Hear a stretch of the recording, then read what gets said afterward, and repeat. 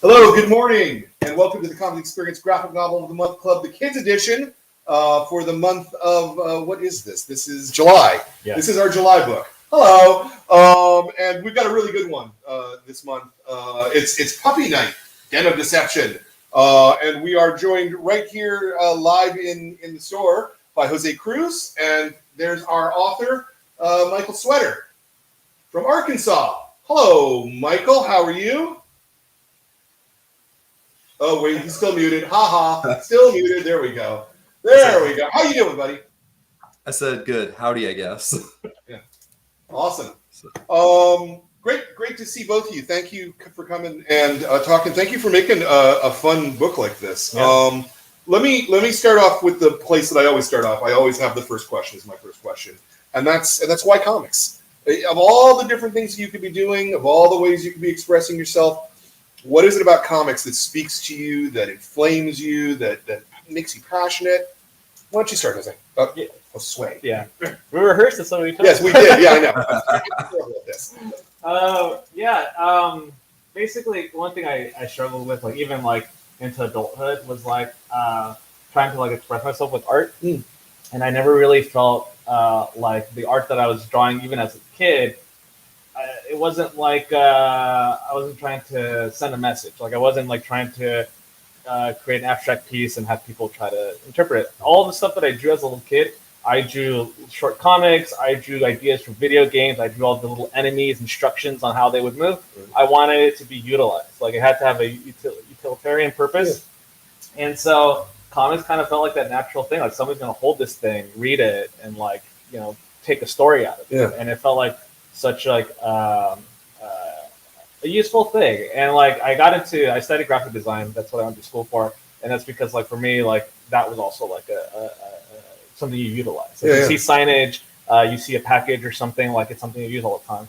And I wanted, you know, graphic design is very objective, and it's just like you know, you see what you get. And I wanted to tell stories. I wanted to tell fantasy stories, stuff that, you know, didn't really exist. Yeah. And so comics was just that medium to tell those stories. Graphic design and comics are really, really different from one another. Very different, but you see some people kind of mix it. Like, I'm blanking on his name. He wrote Chris Ware. Chris Ware. I was about to say that too, but I wanted to see if you would get there on your own. But like he essentially is a good example of how to mix it through things. Sure. The other one who makes me think of is the Marvel writer. He's a writer nowadays, but he used to do his own art.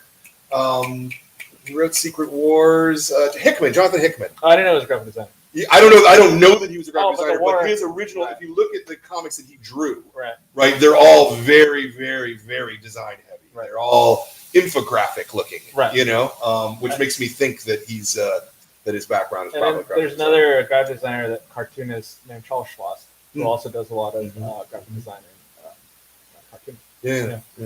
Interesting. Michael, I'm going to ask you the same question. Why comics, man? Yeah. So I did not draw as a kid. In my early 20s, I became interested in storytelling.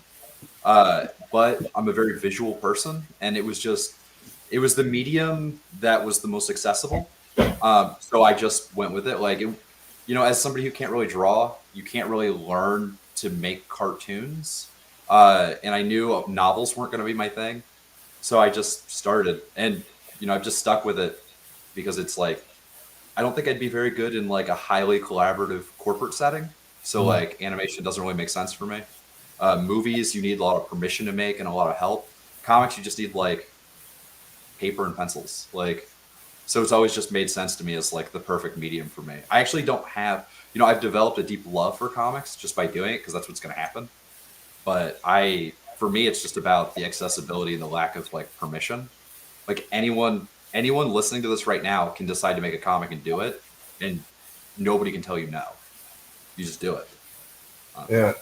What was the first comic that you remember reading that stuck with you? As a kid, I didn't really read comics. I know I read Dilbert in the newspaper for some reason. Right. I was a very strange kid.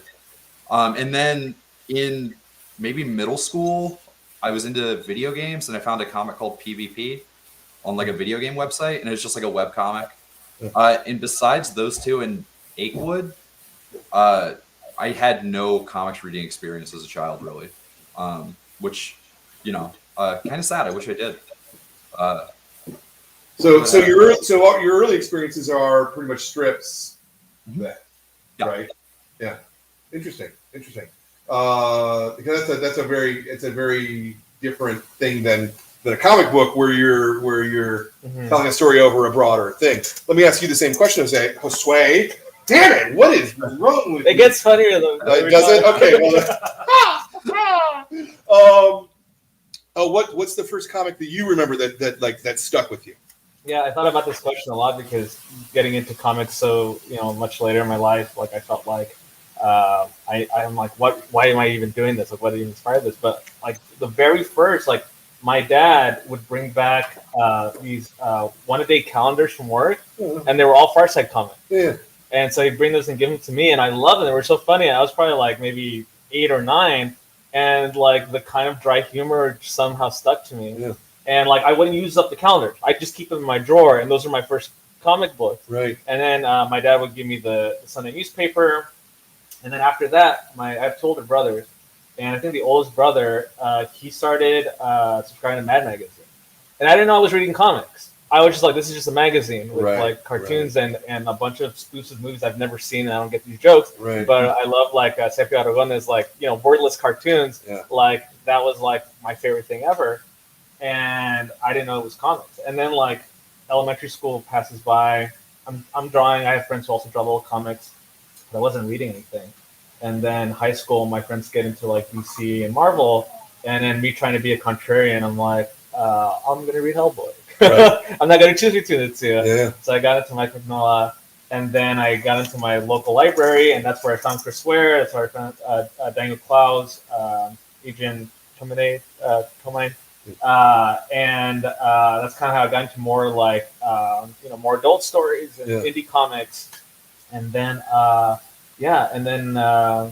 now I'm kind of in this kind of new renaissance of like reading older stuff, like old like DuckTales and Donald Duck comics, Mickey Mouse comics, and then like finally getting into stuff like Mobius and like those Franco-Belgian comic book artists. Yeah. A lot of great Italian comic book artists, and basically just pulling like, I love this, I want to do this, and that's how I come about like with the art style. I'm like, I love how this looks here, I want to do that.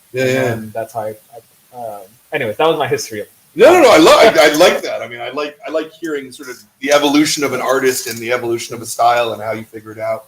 I think that's terrific. Where did the idea for Puppy Night come from? Did this start? The collaboration? Did it start with one of you? I had drawn loose thumbnails. Like I have a kind of strange process where I write by just drawing the pages. Yeah. So I draw them very loosely. I think had I drawn most of the first book before we talked? You sent me like kind of like the pitch deck. You sent me the pitch deck. Okay, yeah. So I had drawn in my like loose way. There's some versions of it in the back of Puppy Night, but it's I just realized like I had written it and I was like, I'm not the right person to draw this. It needs like a little more pizzazz than I have. Also, I don't know that I would have had the time to do it. I like compulsively write new comics. So, I had to reach out. And then it evolved so much since Josue has looked at it. Like, there's huge elements of what the story is and the structure that's just based on, the visual element that was brought to it, sort of changing it. I think the third act is completely different than what we had originally had written in the larger book. And then, I wrote Den of Deception after we had already started talking about doing it, just so we had a shorter project. And, that was written to Josue's art in kind of a way. I don't know if that really makes a lot of sense. Oh, it makes all the sense in the world. Yeah. When I'm working with somebody, it's very important that I think about how they would, thrive and what they want to do, and also like talking about it. Like I think I ask a lot. What do you want to draw? Yeah. So. Yeah, and Mike didn't approach me with dogs first. It was they were mice. Hmm. You had a concept for that. Yeah, that I compulsively come up with and pitch and design stories. That's like what's interesting to me is stories. And the mice thing, I felt like it was too serious and not as fun. So I think Puppy Night existed before the mice thing too, though. I think I didn't know the full history of it. But when you first reached out about like let's work on a comic book together, we were gonna it was gonna be like the story of these mice, and then it kind of evolved and not evolved, but I think we just pivoted. Yeah, I've got like 5 or 6 undrawn like written books just from the last couple of years. So I just shuffle stuff around and I'm like, oh, this thing from this, and it's a pretty chaotic process, but a lot of it is just thinking about Josue's art and thinking about like how would I want that to look, like how would they want to do that. Very convoluted. I'm curious about about you guys doing a kids comic. Mm-hmm. You were talking about how your background in reading comics was kind of artsy alt stuff. Michael, most of your work is artsy alt kind of stuff. Where did just like let's do a straight up kids comic come from? I don't know if it because I getting serious about comics that didn't happen until 2019, and so for me, mostly like a lot of my culture influence was video games and cartoons, and a lot of your fond memories about cartoons and video games were when you had all the time in the world to watch and play them as a kid. So I think I naturally gravitated towards that. Like a lot of the reason that I know how to draw is because of video game manuals and like loving the Mario characters, and so like I use very similar shapes in my drawing. So I think the shapes themselves are very kid friendly. So I think that's how I gravitated towards it. I'll just say I don't believe I've ever written a kids comic. I just write what I want to write, and then in the editing stage, I'll remove things that may not be appropriate. I see. Okay. I've got another series called The Wizard with Oni, and the original version of it was very violent, and I just took the violence out. I didn't grow up really reading a lot of kids media. When I was like a small child, I was reading like pulp sci-fi, like at like 10 years old. So I didn't really like cartoons as a kid or TV. I was very strange.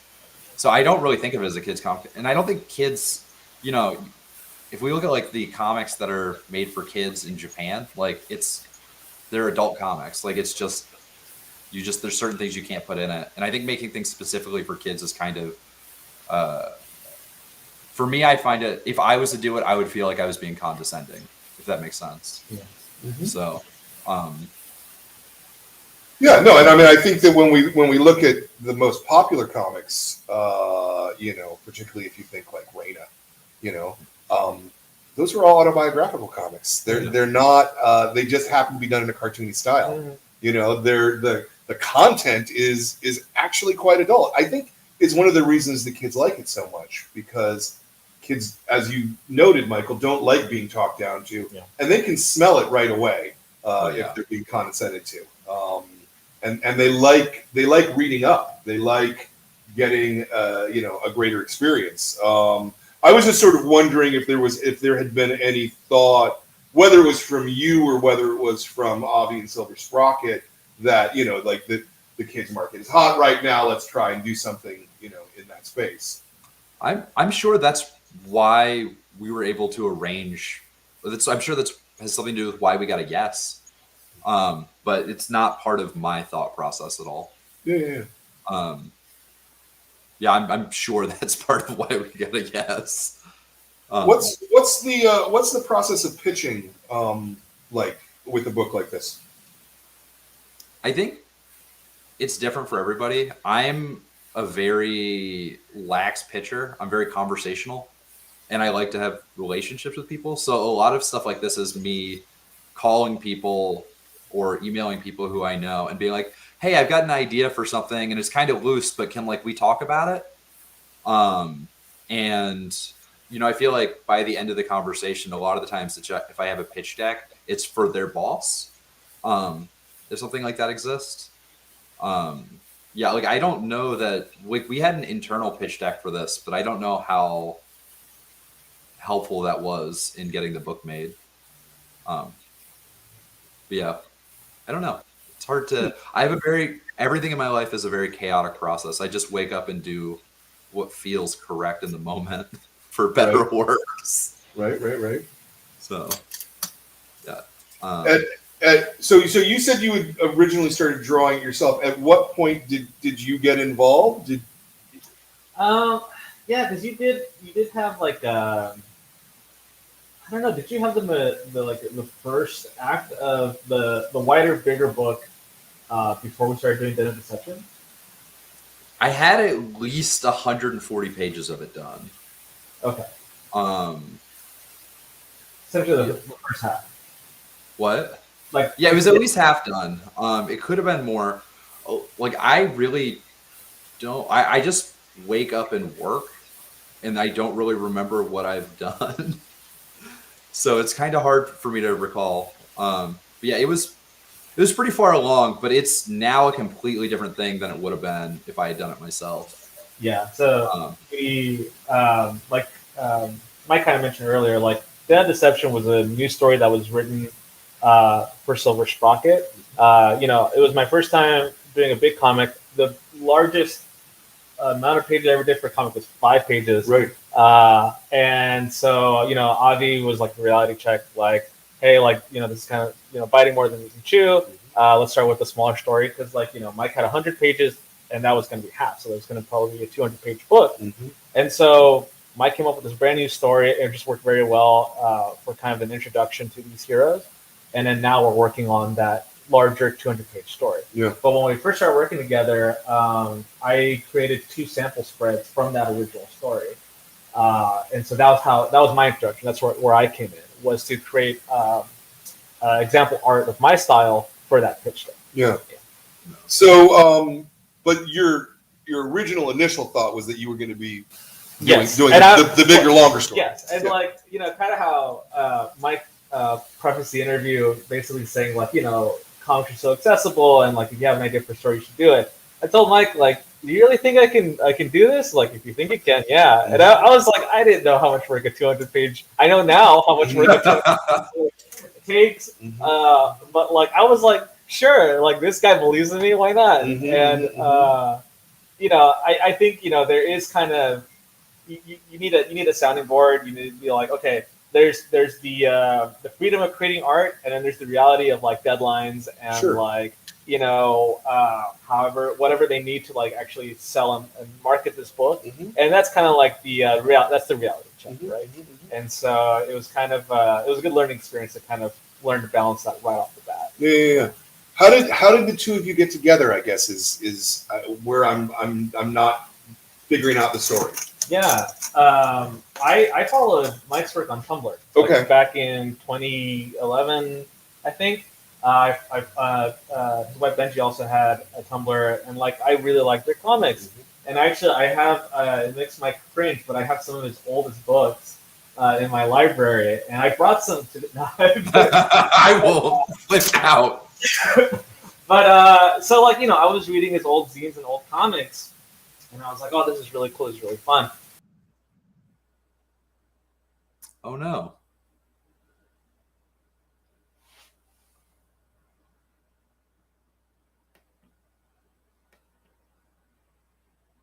We're back. Here we are. Okay. There we are. But essentially, Tumblr kind of crashed. And so, and I was focusing on school, so I wasn't really on social media as much. And then around 2017, I started my Instagram. And I was trying to follow artists that I really like. And I came across Mike and Benji again, and I followed them. I reached out, hey, I don't know if you remember me, and to my surprise, like he didn't remember me. Yeah. And then 2 years after that, because 2017, 18, 19, I got laid off from my design job, and I moved back home. My mom convinced me, like, just don't move too fast, like just try to like rethink what you want to do. And I took that time to like, I want to try to take comics more seriously. And so I spent that time reaching out to more people, and then putting out short comics, just a bunch of like short little Instagram swiping comics, and participating in zines, a local zine called Laser Zine by that Alex Sadari puts together in Oakland. That was like my first 5-pager comic. And then Mike reached out, like that's the whole story of like, you think you can do this, you want to do this. Yeah. So like literally from the strength of a 5-page comic that you had seen, Michael, is that you pick up the narrative from here? So I'm gonna be honest, I don't know how much I had seen, but I know that I really like Josue. And to me, that's the most important thing with working with someone. Sure. And they hadn't done a lot of comics, but the way we work, I kind of draw the pages loosely. So a lot of the learning curve, if they were going to have a problem, is kind of not there. The like, how big do I make this image? Right. What order do I put this in? Right. And they, Josue totally changes my layouts now. Like they take a drawing and they're like, this, not so good. We're going to do it like this. And it's better. But, even worst case scenario where they just had to basically draw over my drawing, it would have been fine. Yeah.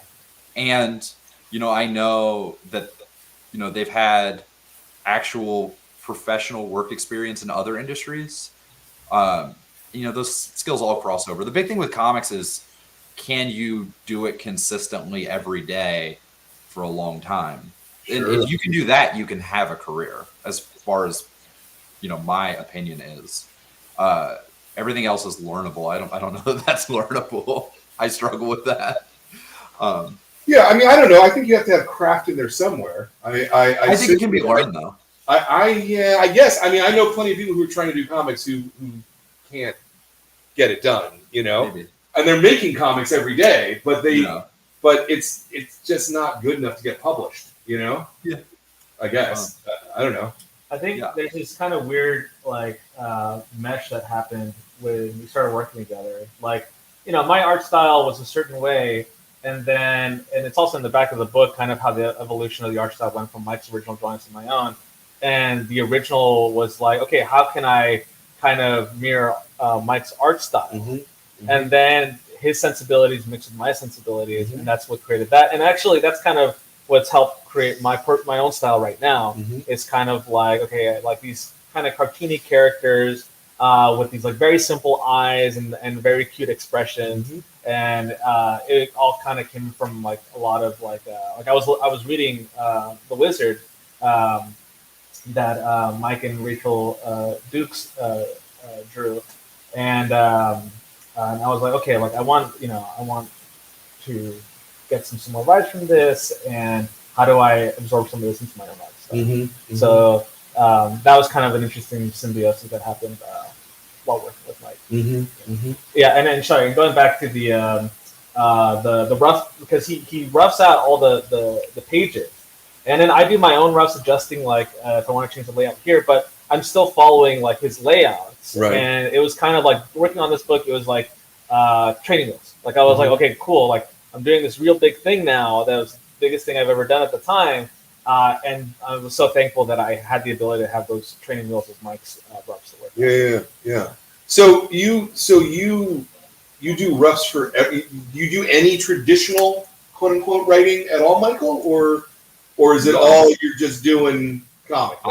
I have a page file on my computer that has like 200 blank comic pages, and then I just start drawing into the pages, and I jump around and move, and then I can kind of, if something isn't right, I can collage it and edit it. But to me, so much of comics writing is the action, and it makes so much more sense for me to just draw it than to describe this person is feeling despair and is holding a block of cheese. Yeah. there's so much in that can be intended in my drawing, like, and the angle of how they're holding it, and just like what I mean by a look of despair that isn't translatable.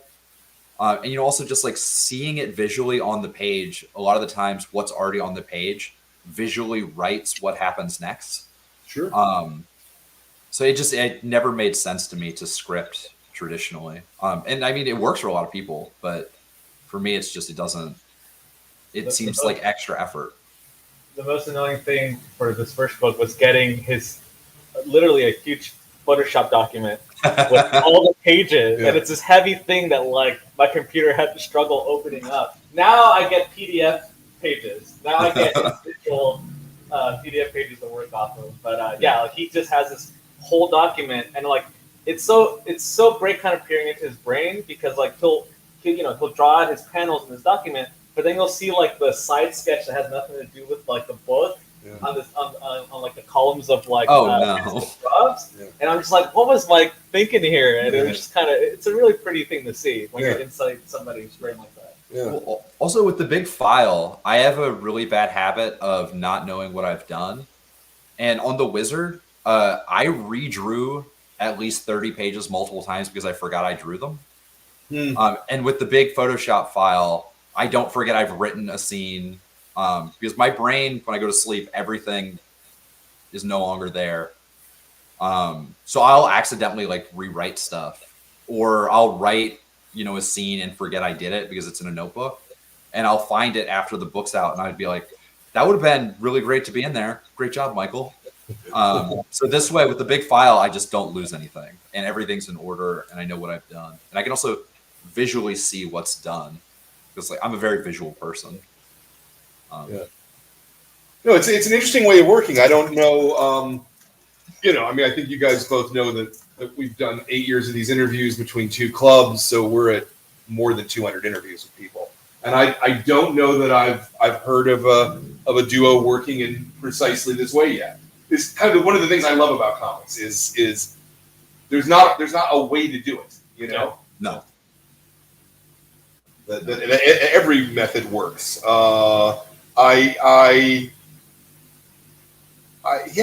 It's really interesting, because when I look at this page. So that has Mike's roughs and then my own roughs.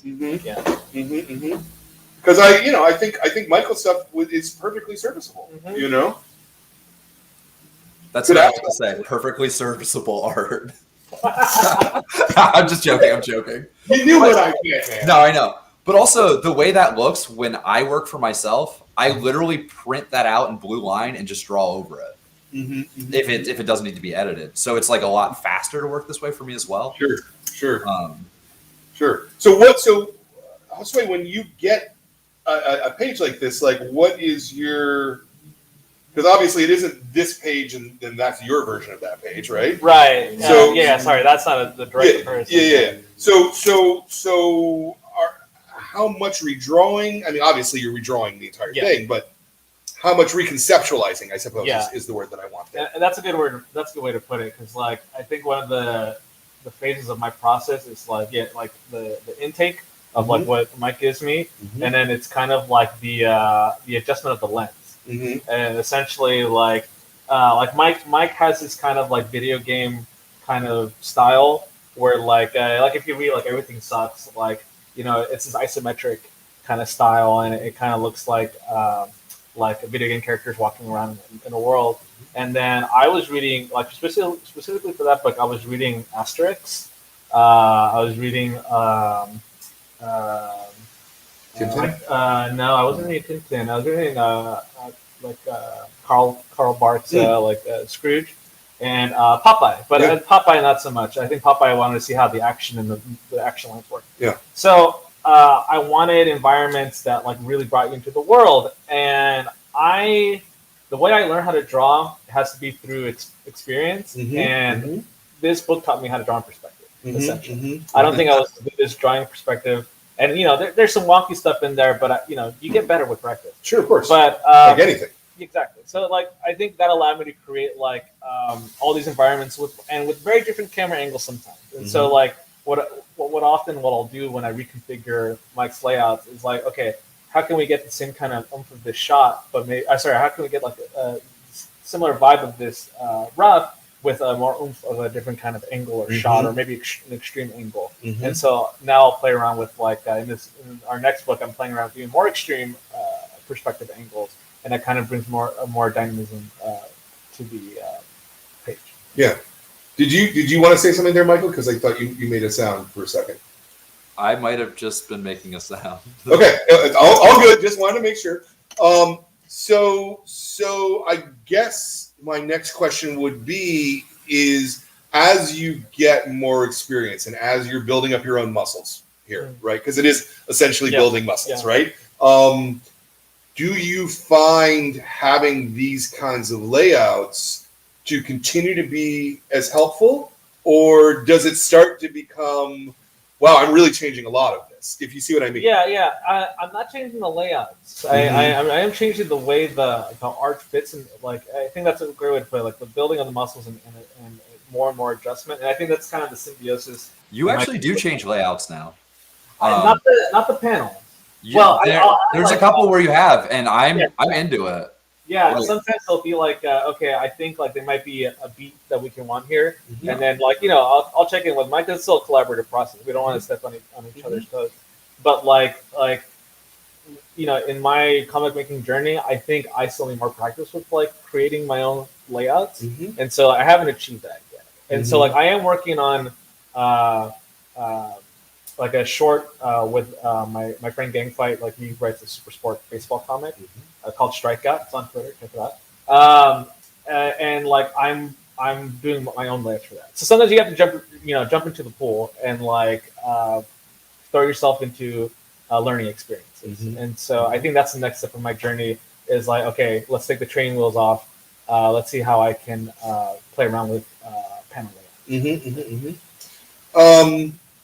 How much thought is going into the individual? Because so to me, the language of comics is not the individual panels, but it's the space between the panels. It's the gutters, right? And so, what the juxtaposition of one image and another is almost to me the most important part of comics.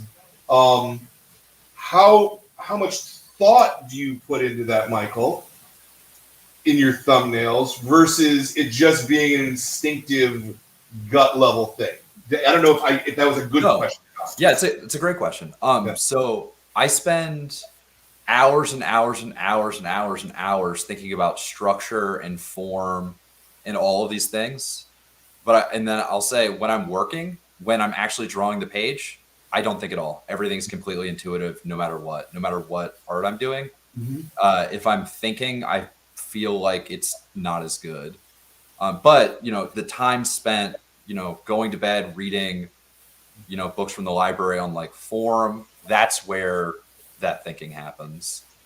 I find if I think about it too much when I'm actually working, it becomes sort of like it looks like I'm trying to highlight the structure, which reads interestingly, but is not the kind of storytelling I want to do.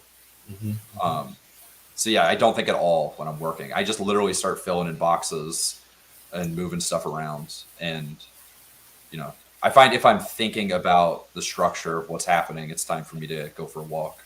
Yeah. Well, let me pull on that thread just a little bit because you say you're filling in the panels and then you move things around.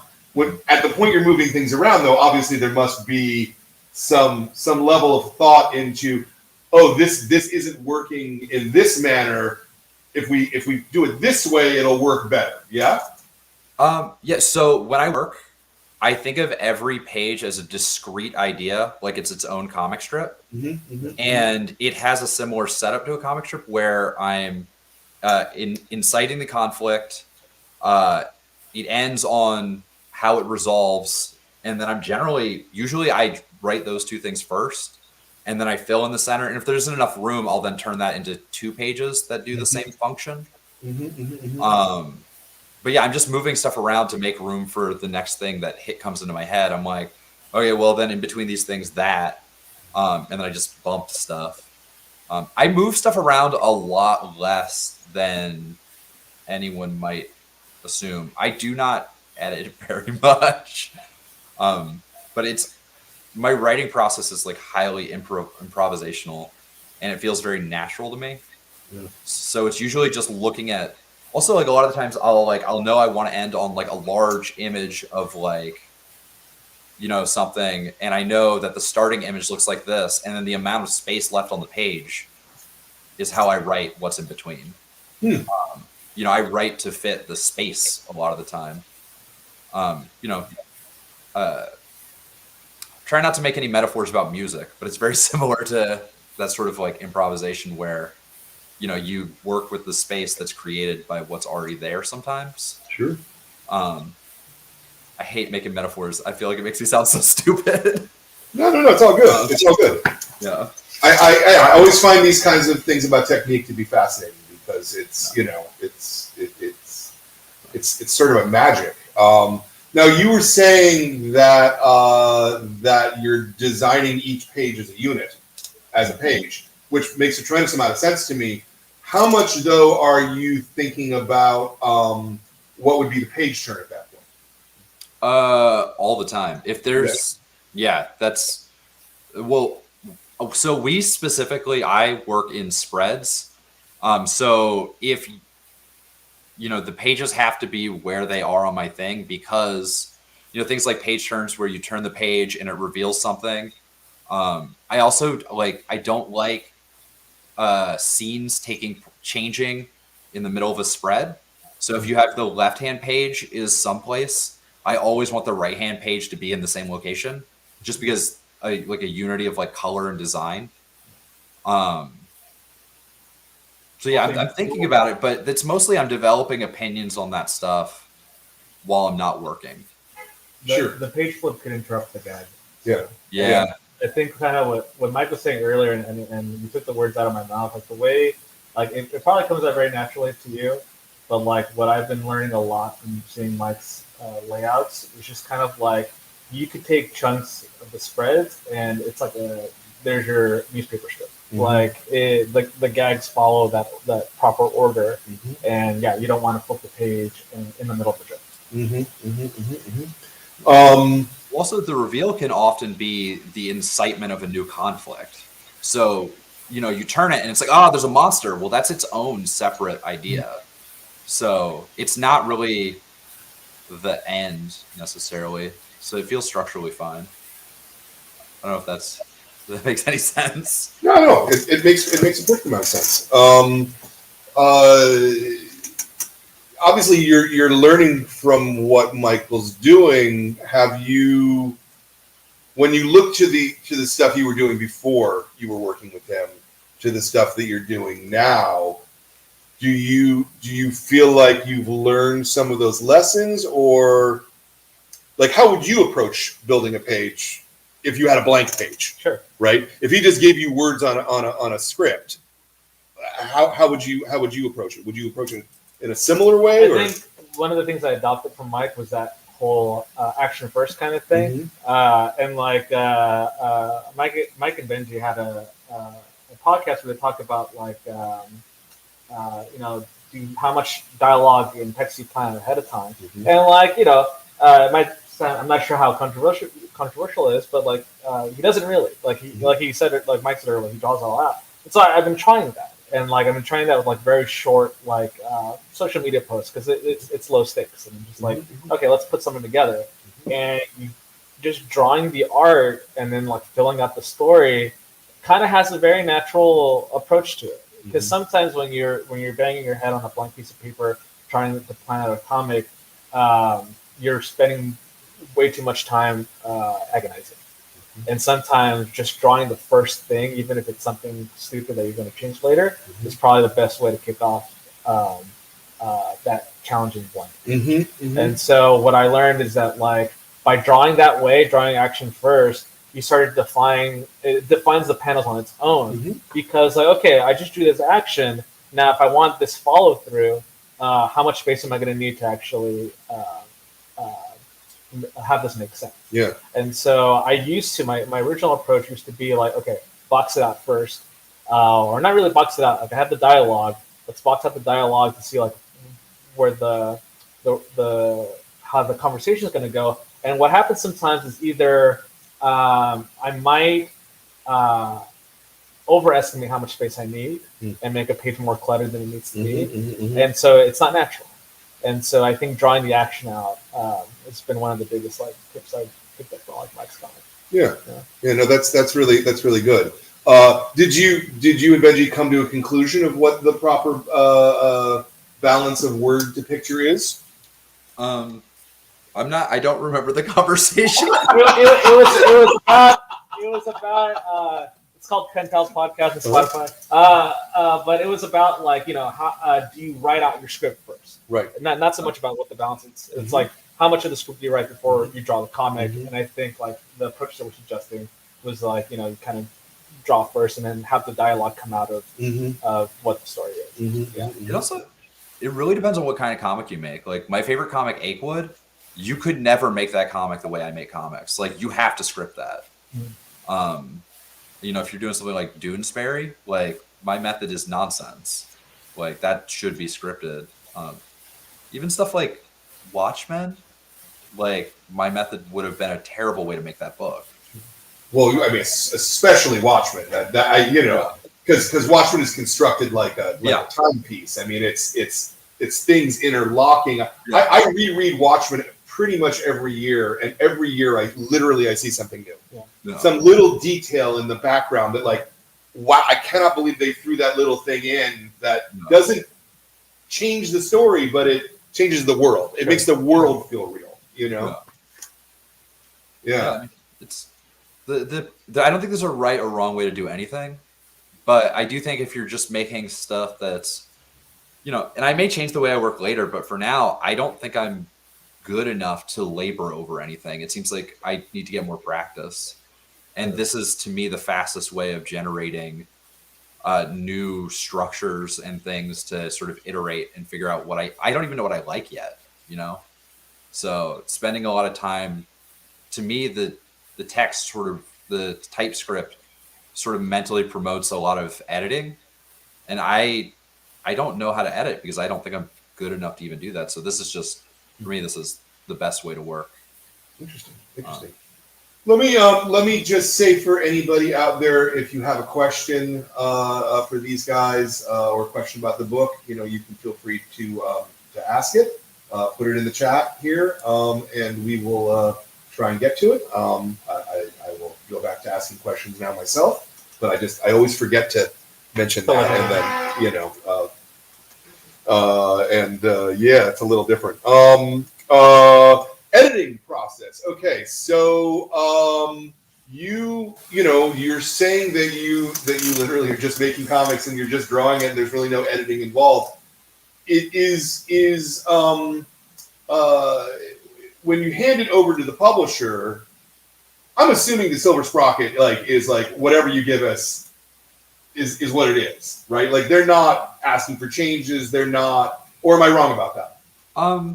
I think Silver Sprocket is good in that they ask the artist what they want. Like if you want an editor at Silver Sprocket, I'm pretty sure that that's a thing. We did it. We had somebody look at this short. I don't really remember. Did that happen? I think we had Karina and Ari look at it. Yeah. I think that was mostly from like copy editing or review kind of thing. Yeah. But I think we had generally like full reign of the story. The only thing is like, if we wanted to make an all ages comic book, you have to be like, we have a tavern scene at the very start of the book, and like, you have to make sure that stuff like looks like soda. It's soda. It's purple. I tried other colors like, red looks like too much like wine. Brown looks like beer. Like it's soda. It's purple. And then like there's even cast that says like puppy tail cola. Right. Which is actually a bilingual joke because cola is tail in Spanish, so puppy tail. Yeah. Cola. And so also we used like the 1980 Teenage Mutant Ninja Turtle rules where like any sword or like sharp object is used for bonking. Nobody actually really gets cut by anything sharp in these stories. Sure. And so, like, you know, there's some things that we self like moderated on in regards to like what kind of content we're putting in the book. Yeah. I just, you know, I was wondering it more in terms of, you know, he's handed you 140 pages of the original thing. Was it edited at any point, or you know, like that? The big one we're working with an editor on. Okay. And they're actually, it's been a more positive experience than I expected. But I'm more open to editing now, and especially with projects like this. Like, you know, when I say like I don't edit, it's because you know, the people who read my comics generally are there for something very specific, and it's not necessarily like my tight storytelling. And you What know, would you say it is? My point of view. Okay. You know, I think that's what most people come to any artist for, is just a point of view. I think that's like, you know, we all love comics that are technically lacking. You know, my favorite comic is Achewood, and you couldn't make the argument that that's drawn well or is designed well. Right. And it's the best comic in my opinion. And it's because of the point of view. And I think that's, you know, but, you know, as you know, work with bigger things that are being printed in larger quantities. Can you hear my dog? Okay, cool. My dog's making noise downstairs. Yeah, as you do things with larger quantities, I feel like the publisher gets the ability to ask you to, hey, can you take a look at this and think about this? Sure. And, you know, with the edits, we don't necessarily always do everything or take the suggestion, but it's, you know, if somebody's, I think if anyone's printing a book and they want to give you some input, they're taking a risk. So you have to at least check it out. Yeah. No, and I also, I mean, it's always been my feeling that anybody who edits comics is their whole goal is to make the comic better. Yeah. It's not, they're not trying to change what you're doing. They're trying to get you to be more precise about the thing that you want, you know? Oh, if you do it this way, you'll actually communicate the idea better and more clearly. It's been more constructive than, you know, anything else. Yeah. I mean, it also really depends on the editor. Like the editor we're working with, I don't know if I can say anything. They're like, I've really enjoyed working with them. But I've also done things with editors where I thought most of the things they asked of me were arbitrary. Whereas like this editor, it's like, oh yeah, no, this actually is unclear and I need to clear this up. You know, it's not just you duplicated this word twice on this page and that's the only note for 100 pages. Yeah. I'm trying to be very nice. Yeah, no, for sure. Based upon what you said in terms of having a file, I'm assuming that you're working digitally. Is that? I work both ways. I'll like here. Let me see if I can.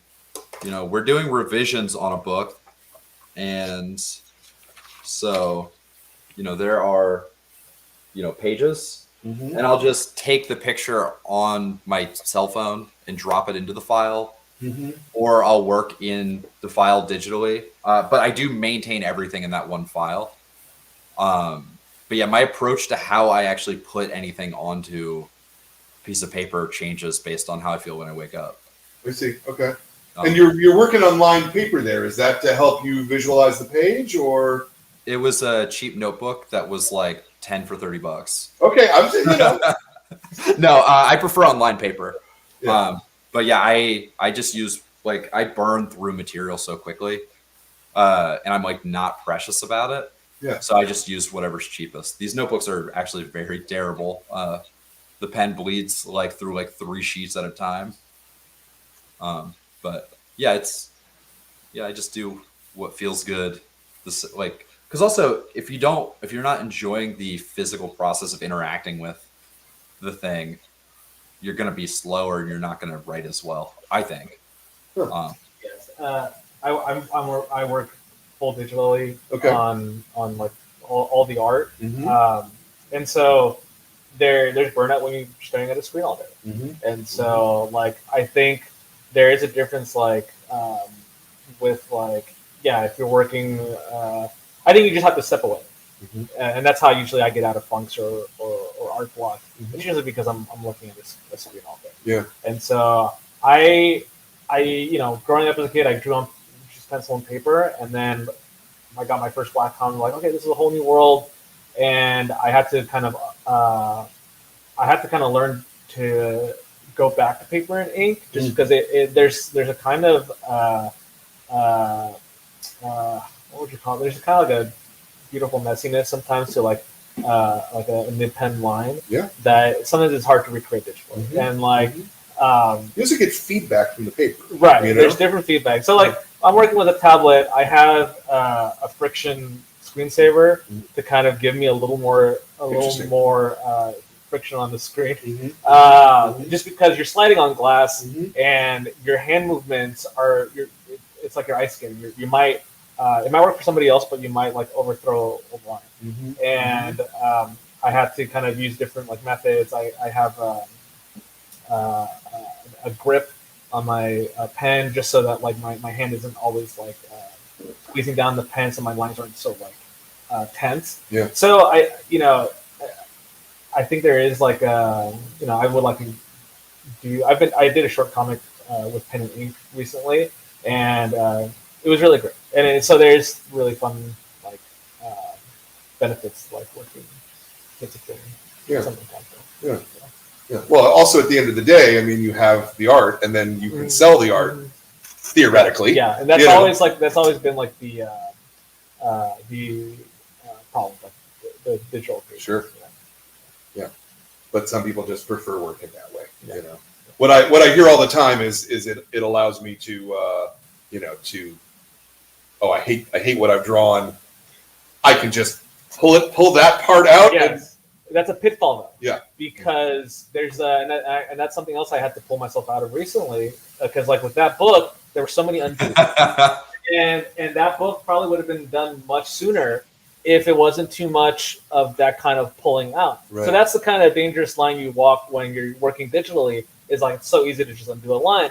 And I learned from other comic book artists, like there's beauty in the mistakes. There is, and yeah. sometimes, and I think like I even picked up a method from Mike. Like if you're working digitally, don't just undo. Like erase it with the eraser tool, because you might actually undo a whole lot of work by just doing one tap. So I've been doing that more. I've been embracing like any kind of line. Like if I'm drawing a character and like that line kind of comes off a little too much in like the character or something, I'm gonna leave it because it looks kind of nice. It's a happy little accent, Bob Ross. Like let's leave that in there, and I think it just makes the work look more unique.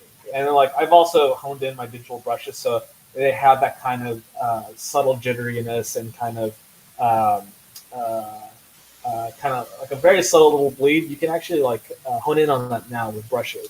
And so I'm working to kind of recreate that thing I would get with physical paper. The reason I don't do it with physical paper is because like with my limited experience of working on comics, I'm like with high volume 200 pages, I don't have the time to relearn how to draw in ink again and correct mistakes. But that is one of my goals. I want to be able to be a master of both. Yeah. No, it makes a lot of sense. This is what 48 or so. It doesn't have page numbers. So yeah.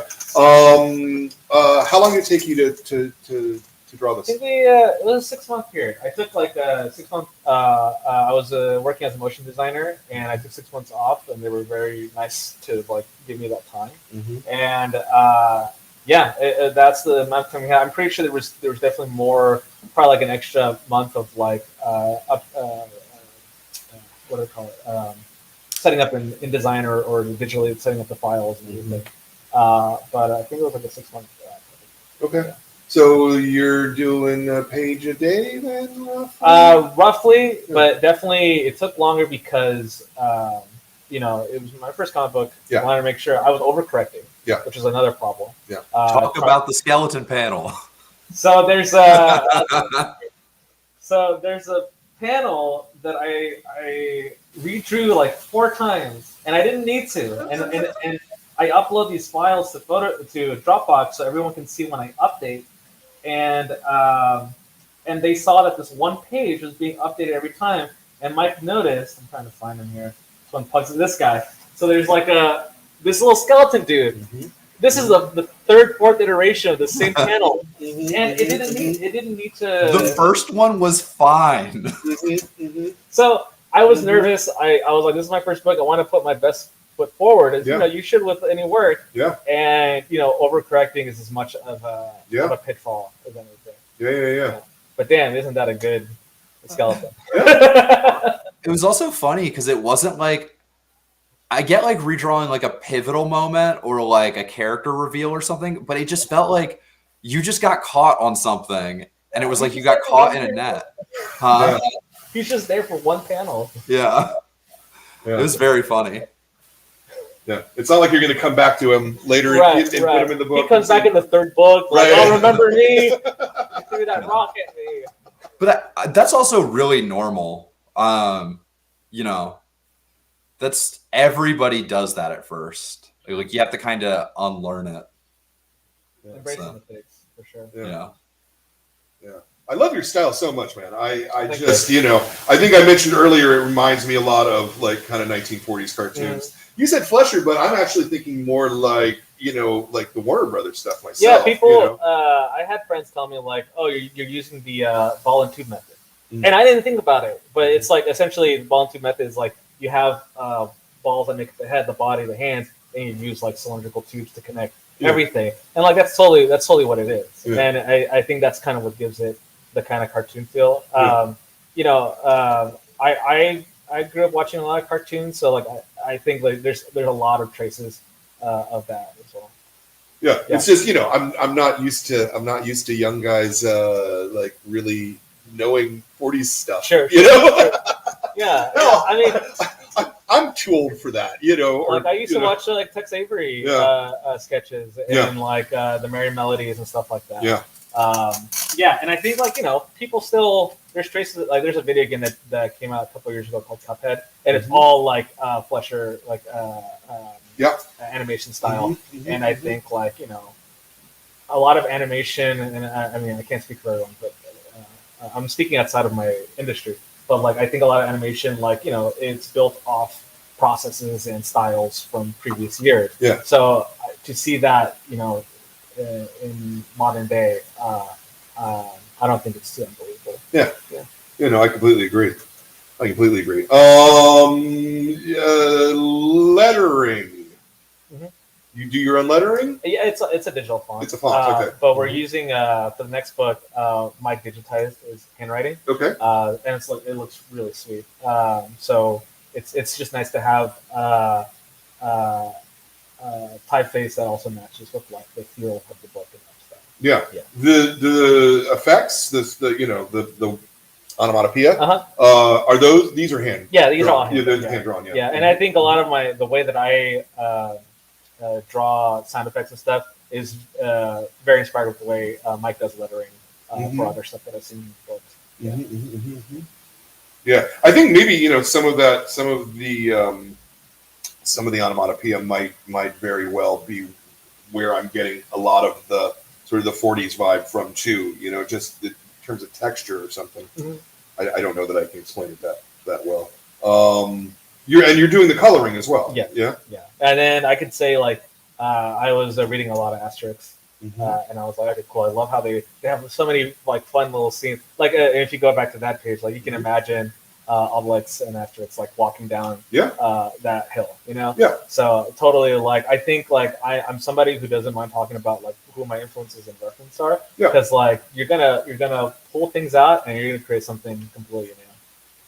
Yeah, I mean, I'm really always interested in pages, particularly like the page I'm looking at is that one there. Closer to the camera, I can't even see it anyway. But it's just, I mean, they're just walking. They're literally just walking, and so making that visually interesting seems like it's a real challenge. Yeah, I think one of the things I drew a lot as a kid were just like trees, and just because like.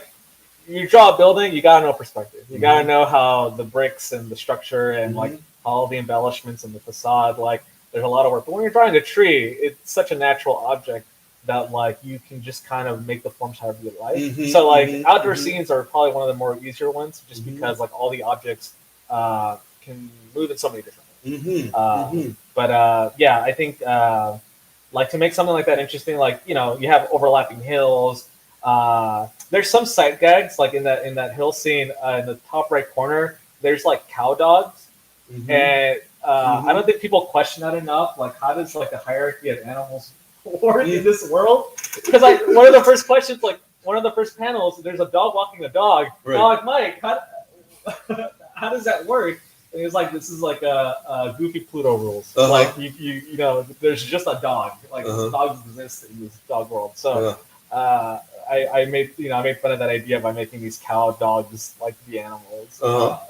So yeah, that's kind of how that came about. Yeah, that makes a lot of sense. The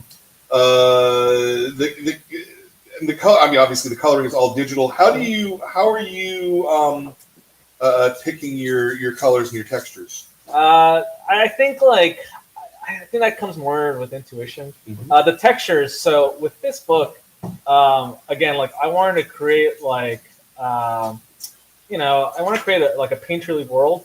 This is also the reason why it also took so long, because rather than doing a drop fill, I'm actually like brushing in all the colors.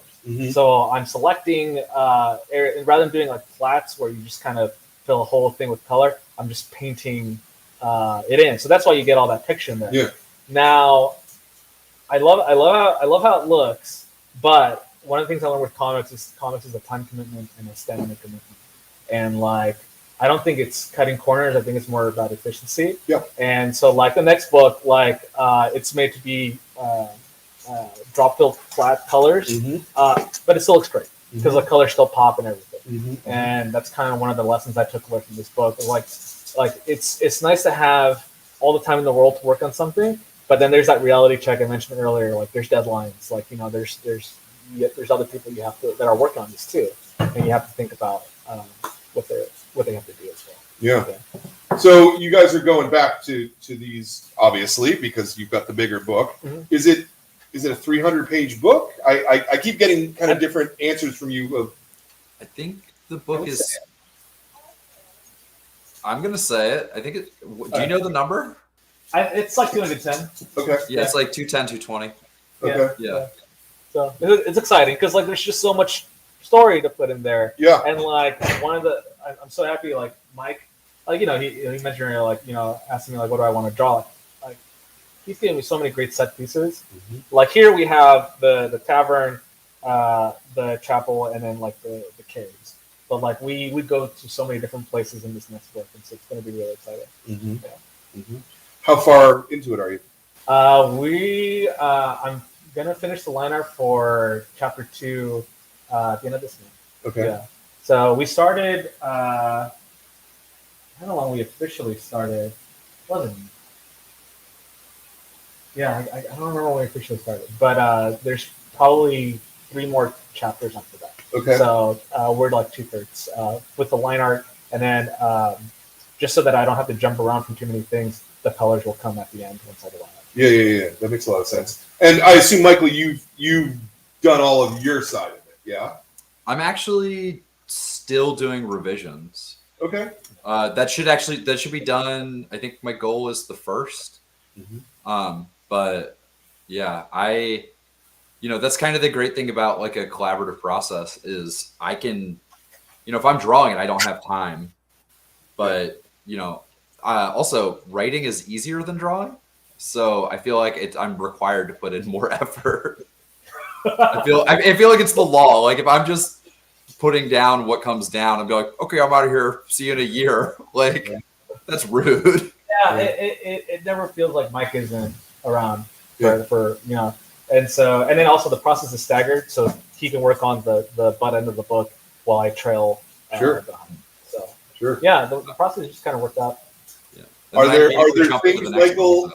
Are there things, Michael, that you've changed because you've seen the pages that have come in from Josue?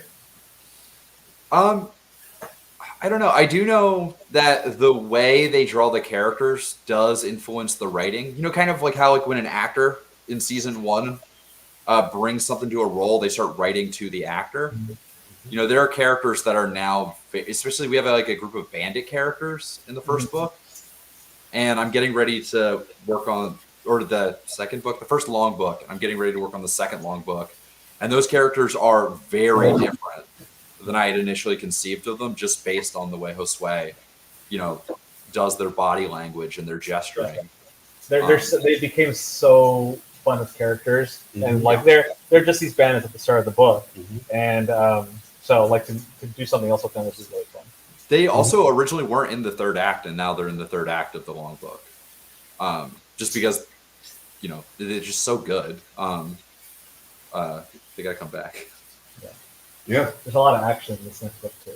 Like we have a core villain in this book, but like there's like many different fight scenes that we're going to be putting into this next book. Just having that page count allows us to like play around so much. Yeah. Yeah. Do you? I mean, given that you've got a 48-page book and now you're working on a 200-page book, do you ever think it's too much space?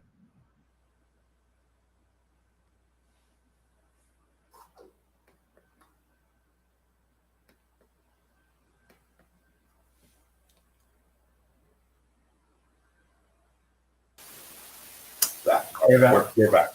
Sorry about that, folks.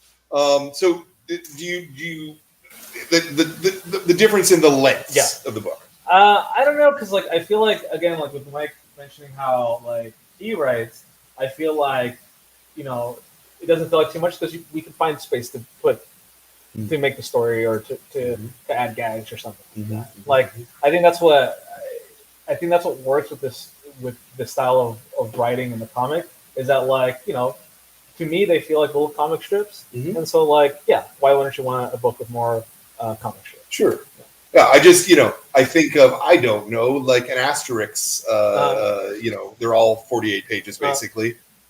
I have a hard time picturing those guys working on a 200-page story. Sure. I'm sure they'd be able to. But, you know, like you just sort of think about the work with a certain amount of breadth and shape. I don't know if that makes any sense. The amount of information on an Asterix page is drastically more than the amount of information on one of our pages. Sure. I would say one of their pages is easily 4 of our pages anyway.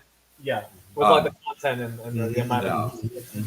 Yeah. I think we both read a lot more manga than the guy who made Asterix read. Yes, because there wasn't manga back then. That's the joke.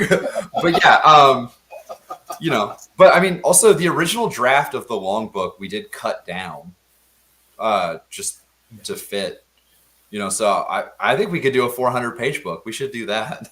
Yeah, we also give ourselves the space to do really beautiful splash pages. Yeah. Like in the I wish I could share some pages with you, but like the first spread, right at the start of the second book, it's just like this glorious bridge going on to the next adventure. And it's just like I spent the whole page just trying to create this like beautiful seaside horizon and stuff like that. Yeah. And so, like, you know, some of those pages are used just like, hey, like just kind of sit in the world.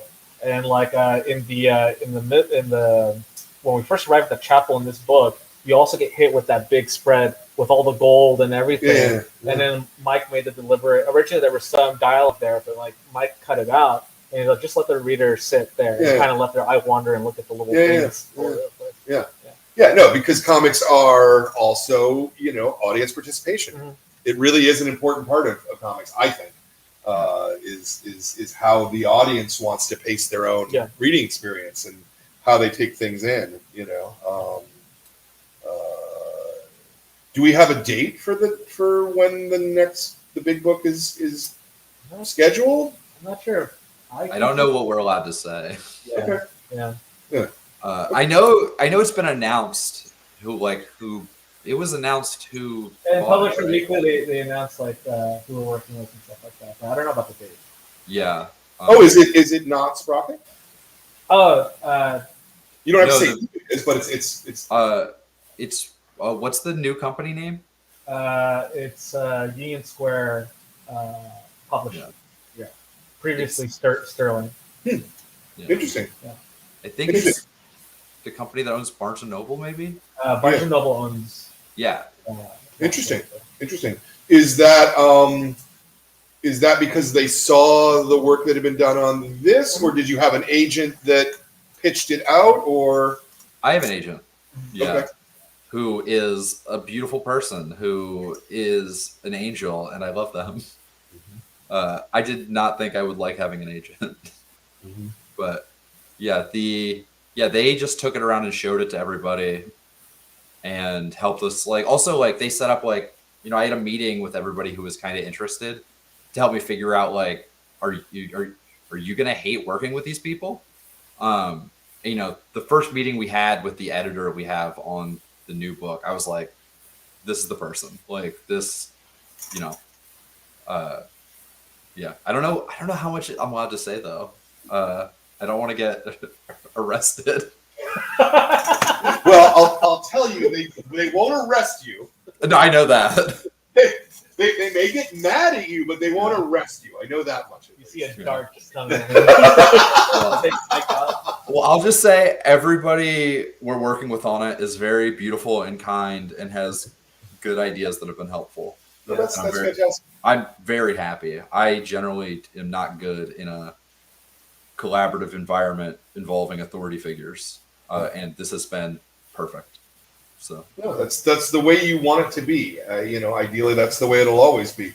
Do you guys see going on with Puppy Night in this world indefinitely? Do you have a 3-book plan? I don't know. Like, what do you see the shape of it to be? How much can we say? Broadly, I'm not saying specific. You don't have to enter it to the details. We have a 3-book deal. Yeah. Okay. And our agreement is, I have an agreement with Josue that they have first right to draw any book in this universe. Nice. But if they super don't want to, I'm allowed to expand on it. But I might not even do that at this point. Like, this is so much. It might get to the point where if Josue is like, nah, I'm busy, I'm like, okay, cool, no more. Yeah. I think it was like to have the opportunity to like work on 3 books. It was just like at this early in my career, I'm just like, holy crud. This is wild and amazing. So, like, you know, for sure, like, I'm going to be on board for these 3 books. Yeah. And then, like, you know, the timetables on these things are crazy sometimes. Yeah. And it's kind of, but like in the whole realm of like your lifetime, it's drop in the bucket. Sure. And so, like, yeah, you know. But drawing what will be theoretically 600 pages or more, that's a huge commitment. Yeah. It's going to be amazing. That's a lot of work. Yeah. We Have also. Go ahead, please. Oh, I was going to say, we also haven't really talked about it, but I've been thinking about if Josue is like, hey, I cannot draw 200 more pages of this. Maybe we co-write a book together. Yeah. And then, you know, get an artist. Yeah. Josue is a great writer. I don't know about that yet, but you've got the moxie, kid. You got the intuition. You see how like he inspires you to like take on crazy things. I was like, you know what? You're right, Mike. I'm gonna go write a novel, and then okay. But we both love the world so much, and so like, you know, 600 pages is like great. I can't believe we get that much to bring more people into this world, and like we've talked about like where this could go, and like what kind of other characters or world. There's a map in the inside cover that potentially shows where we're going to go. So it's exciting. Yeah. All punny places too. Yeah. All punny places. So you haven't felt like going from 48 to wherever you're at in your 200, your first 200, like it hasn't been a challenge. I mean, we're pretty early. Like, I want to be honest. Like, there are periods of burnout when it comes to like, okay, like I think comics is different than like when I was doing graphic design or motion design, just because like I'm not beholden to an art director or a client. Like this work is very much in my own hands, and so like I'm responsible for those timetables, you know. And so sometimes like that's the daunting part. Is like, okay, like I gotta remind myself that I need to give myself a break sometimes. Like I need to take the vacation, you know, like because I can just be in this book. Yeah. But like I've come to recognize it. I know when like I'm starting to teeter. I'm like, okay, I need to do something else, and I'll hop on to like my own stories or something that I'm working on, or like that short that I was working on with my friend. Like that's how I love to draw, so that's not what burns me out. It burns me out when I'm like my brain has just been too steady on one thing, and I think that might be what you're getting at, like with like that so many pages. Like how does it like affect me? And I think it's just kind of like you need variety in all aspects of your life. And I think even with like working on a story that I love, like I also need to hop on and explore creatively. Just sort of refresh the palate. Exactly. You can eat a lot of sushi, but having pieces of ginger in between makes it all taste better at the end. That would be my metaphor. Ben, did we have any questions or anything that you want to put up? Give him a second, we'll see. From Catherine Gonzalez, how has the art evolved from the first book to the second book? Sorry, I'm laughing because that's my wife. Wives always ask the best questions. It's changed a lot. Again, like I was trying to find my footing with this book.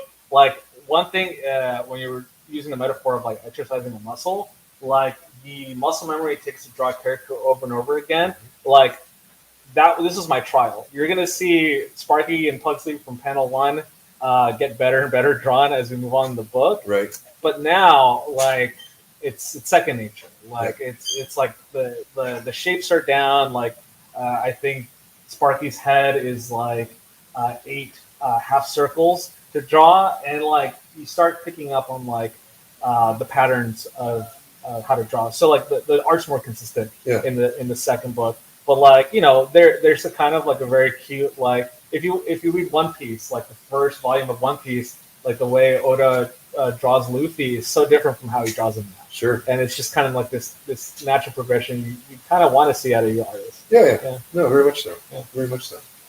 I hope that answered your question, ma'am. I love it. Anything else? Is that okay? Very good. Okay, so I want to ask you this, Michael. Broadly, what would you say is the differences and or strengths and weaknesses between doing sort of Tumblr style comics versus printed comics versus working for a large company and doing a bigger comic? So if that's not too broad of a question. No. So I will not make something that's not intended for print, and I never have. The stuff I put on Tumblr was just excerpts from my zines I was making. For me, I need that, like just putting something online, and there's something about the way the internet works that just I don't get dopamine the same way I think a lot of people do. Like, I've put like strip comics on Reddit and gotten on the front page, and I don't feel anything from that. But when I sell a little floppy zine for like $1, I feel a lot. I think it's just the buy-in is too easy on internet stuff. So, and it feels more real when you just interact. It feels like you're actually interacting with a person when you exchange a book. But I think largely everything feels the same to me. When I'm working, I'm completely absorbed in the process, and the circumstance of the material, where it's going, who it's for, how it's being done, largely doesn't exist in that moment. I don't know if that makes any sense. No, that makes a good amount of sense. I wonder too about, and I don't want to be crass, but like the monetization portion of it, right? Because when you put stuff on the internet, for the most part, you're never getting paid directly. You don't get paid for things on Tumblr, and even a lot of the digital comics platforms like Tapas and whatever, 98% of those people are making those comics and they're doing it for free. So I think specifically because the things were excerpts from books, I was getting paid because people who saw it and liked it bought the book. Okay. You know, so that was never, you know, I don't know. I don't know. I don't really think about that much when I'm working. That's a different Michael. Yeah. Yeah, but yeah, I mean, you got to pay rent, you know, at the end of the day. Yeah. You know, so. Yeah, I mean, I don't know. I've been very fortunate to not have a lot of expenses. You know, when money was tight and we were living in Philadelphia, we moved to a trailer in the woods.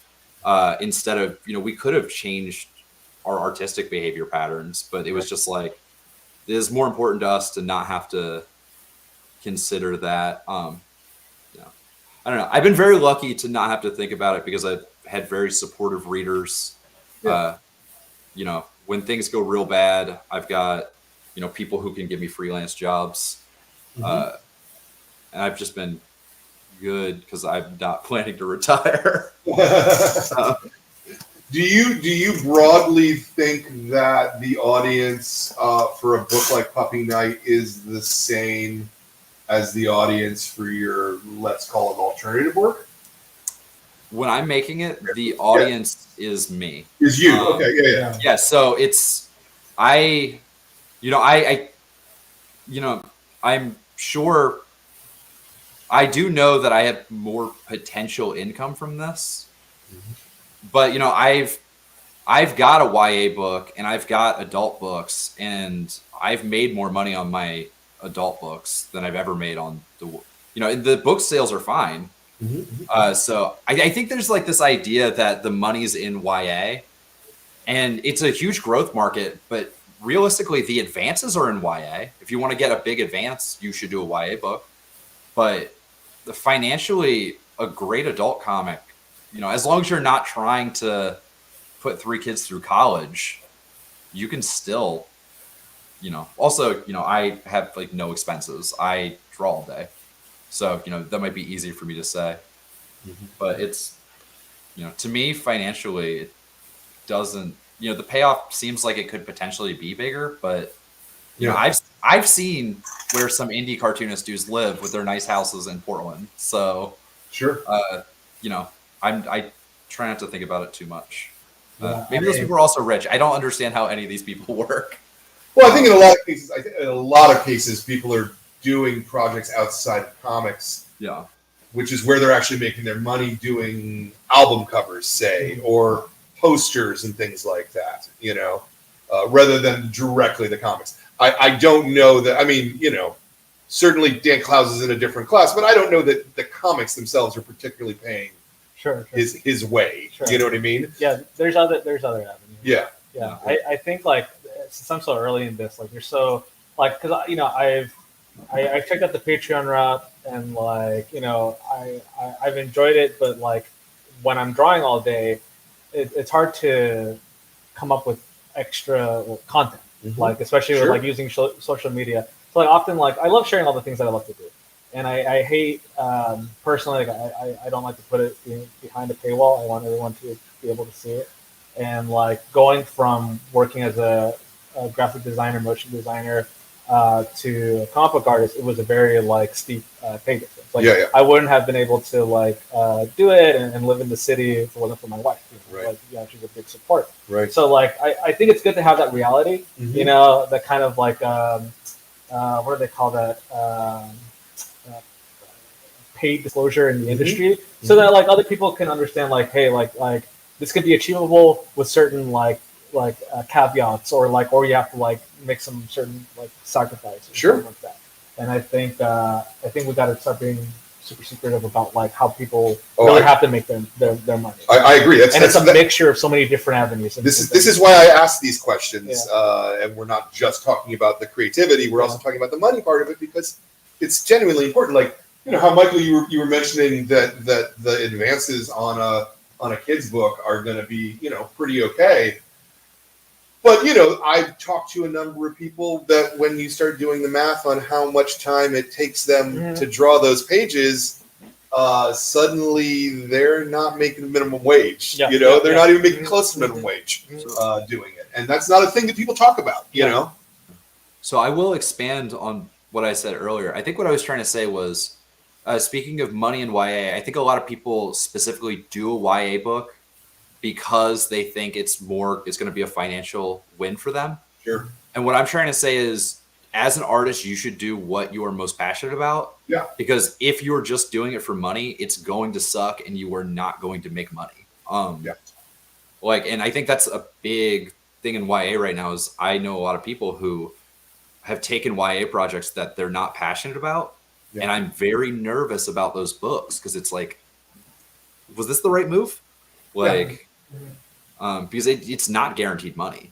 Well, and especially as more and more people are doing material for the kids segment, then it's more things you're competing against. Yeah. And it while that does increase the overall pool, it makes any particular person's success in it not that great. Sure. You know, as screwed up as the direct market portion of the comic book industry can be, I find it much more honest to make money as you sell your work rather than getting money in advance that you then don't get any more unless you sell enough copies. Sure. You know, like that seems like a really weird way to do business to me. I understand why it's done, but I think that makes a lot more sense in prose, right? Yeah. Because a prose author can certainly bang out potentially 10 or 20 pages a day if they need to, you know? You probably can't bang out 20 pages a day. Right.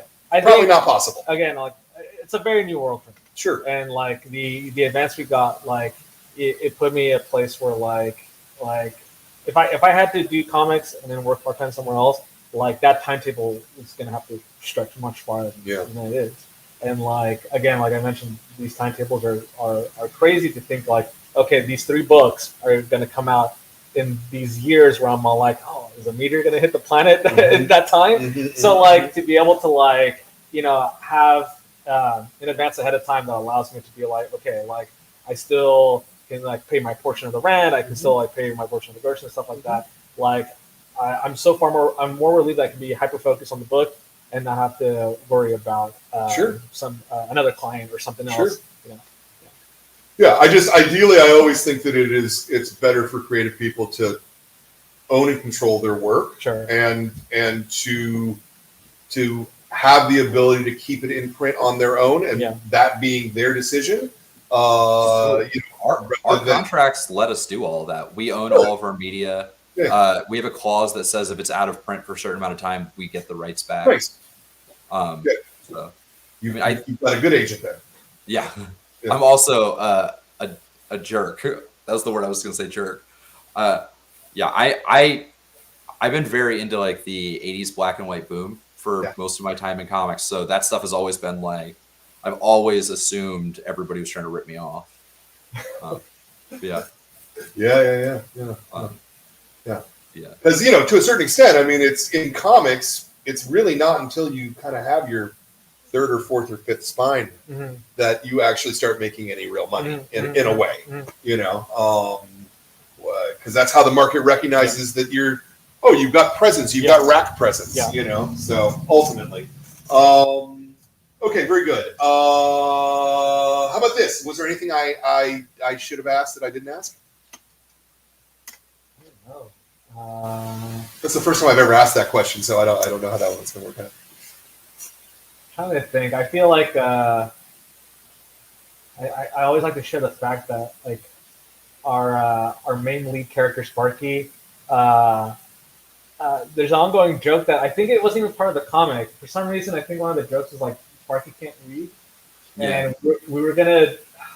there's gonna be this gag where essentially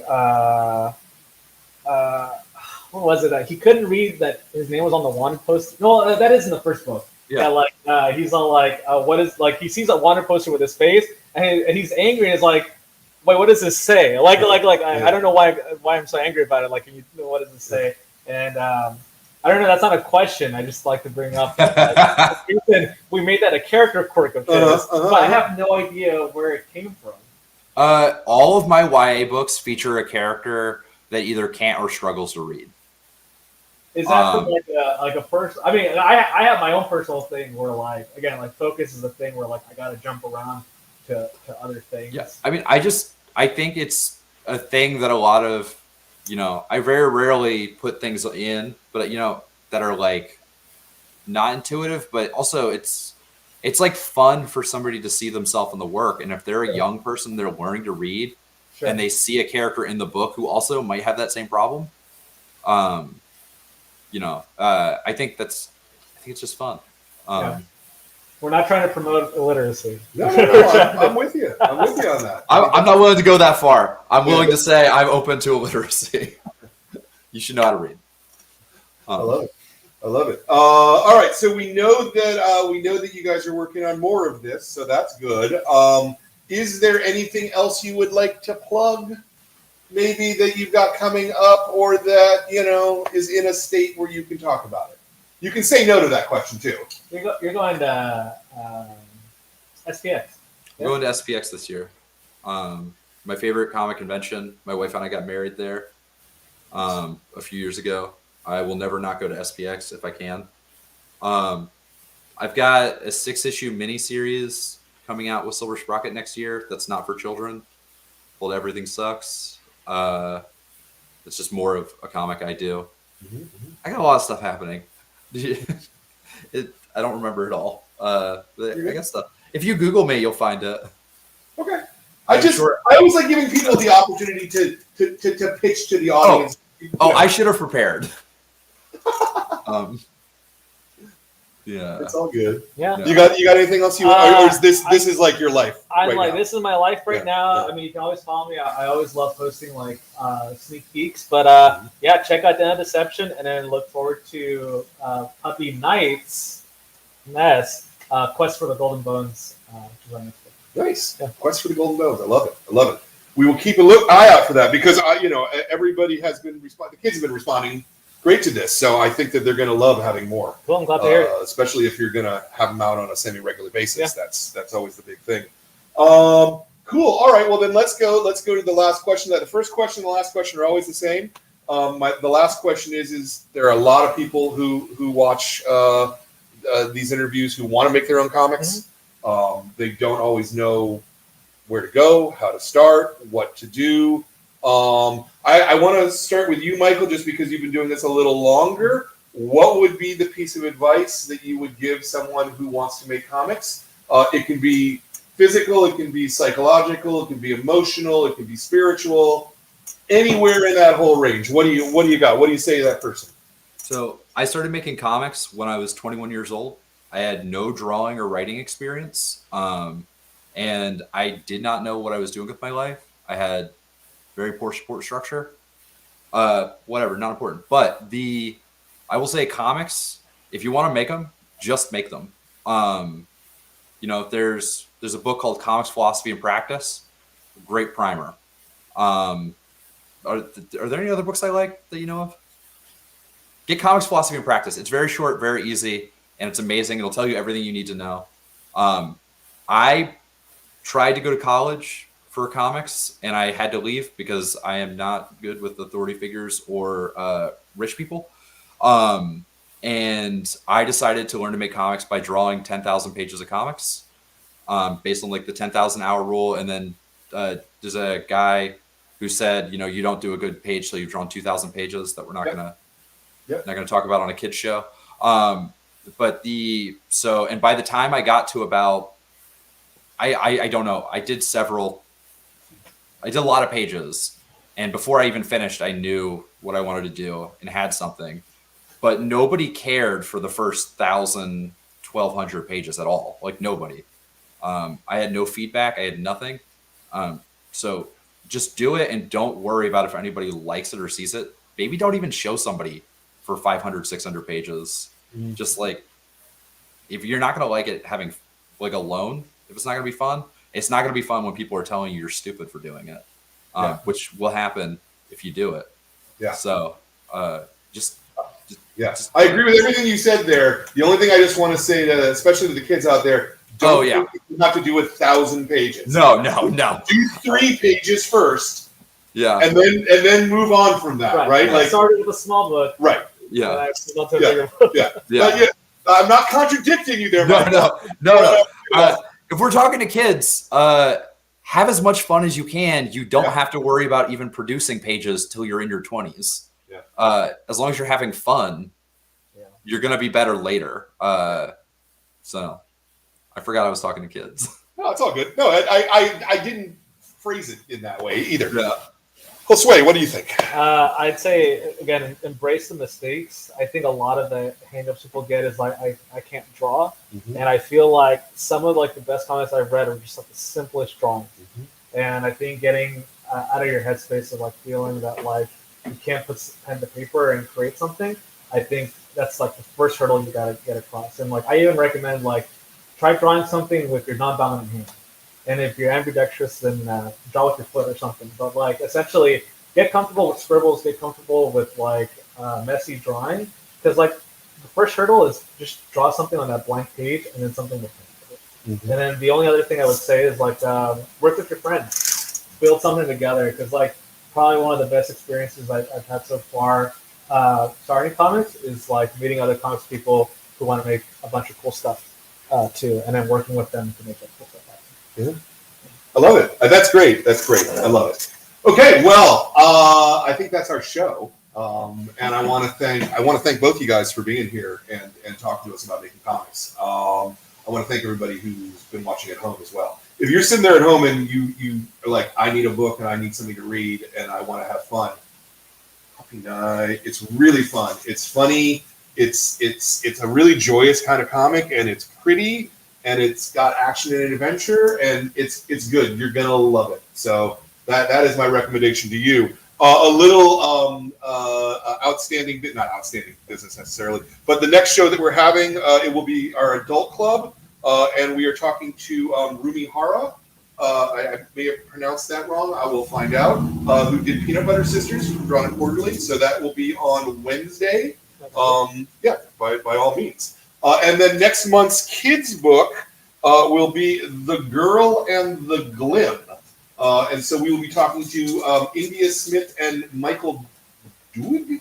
I don't know. Again, we'll ask him how you pronounce his last name, and we'll figure it out.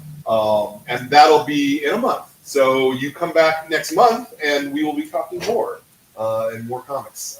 We love talking comics. I want to thank my staff for letting me do this kind of stuff, because they take care of the store, and so I can sit around and have philosophical conversation about comics. I want to thank Jordan, our producer, for doing the backstage stuff. I want to thank Ben, who is our showrunner and acts as our cameraman and does all the stuff here. We couldn't do it without you.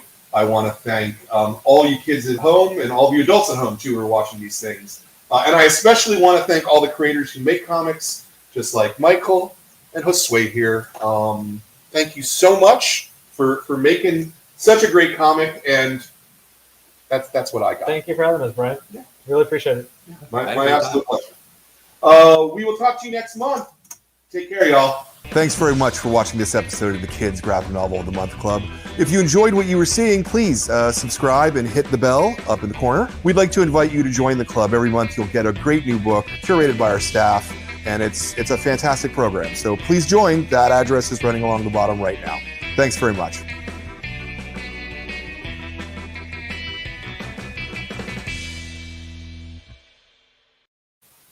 The pink